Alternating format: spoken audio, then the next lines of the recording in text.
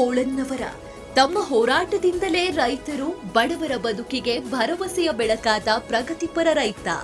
ಗಂಡು ಗಲಿಗಳ ಬೀಡು ಬೈಲಹೊಂಗಲದವರಾದ ಇವರು ನೇಗಿಲ ಯೋಗಿ ರಾಜ್ಯ ರೈತ ಸೇವಾ ಸಂಘದ ಜಿಲ್ಲಾಧ್ಯಕ್ಷರಾಗಿಯೂ ಅನನ್ಯ ಸೇವೆ ಸಲ್ಲಿಸುತ್ತಿದ್ದಾರೆ. ಅತಿವೃಷ್ಟಿ, ಅನಾವೃಷ್ಟಿ, ಬೆಂಬಲ ಬೆಲೆ ಸಿಗದೆ ರೈತ ಸಮುದಾಯ ಕಂಗಾಲಾದಾಗ, ಕೃಷಿ ಉತ್ಪನ್ನಗಳಿಗೆ ನ್ಯಾಯಸಮ್ಮತ ಬೆಲೆ ಸಿಗದಿದ್ದಾಗ, ಕೃಷಿ ಭೂಮಿಗೆ ನೀರಾವರಿ ಸೌಲಭ್ಯವಿಲ್ಲದಾಗ, ನಾಡಿನ ಅನ್ನದಾತರ ನೋವು ಕಷ್ಟಗಳಿಗೆ ಧ್ವನಿಯಾದವರು ಕ್ರಾಂತಿಯ ನಾಡಿನ ರೈತಪರ ಹೋರಾಟಗಾರ ಶಂಕರ ಬೋಳನ್ನವರ.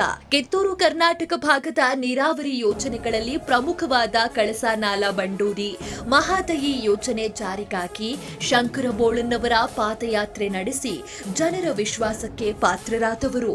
ಅನ್ಯಾಯಕ್ಕೊಳಗಾದ ರೈತರ ನೆರವಿಗೆ ನಿಲ್ಲುವ, ಬಡವರ ಕಷ್ಟಕ್ಕೆ ಕರಗುವ, ಸಂಕಷ್ಟಕ್ಕೆ ಸಾಥ್ ನೀಡುತ್ತಾ ಪ್ರಗತಿಪರ ರೈತನಾಗಿ ಹುಟ್ಟು ಹೋರಾಟಗಾರನಾಗಿ ಮನೆ ಮಾತಾಗಿರುವ ಶಂಕರ ಬೋಳನ್ನವರ ಸಾಧನೆಯನ್ನ ಪರಿಗಣಿಸಿ 10 ಪ್ರಶಸ್ತಿಗಳು ಅವರನ್ನರಸಿ ಬಂದಿವೆ.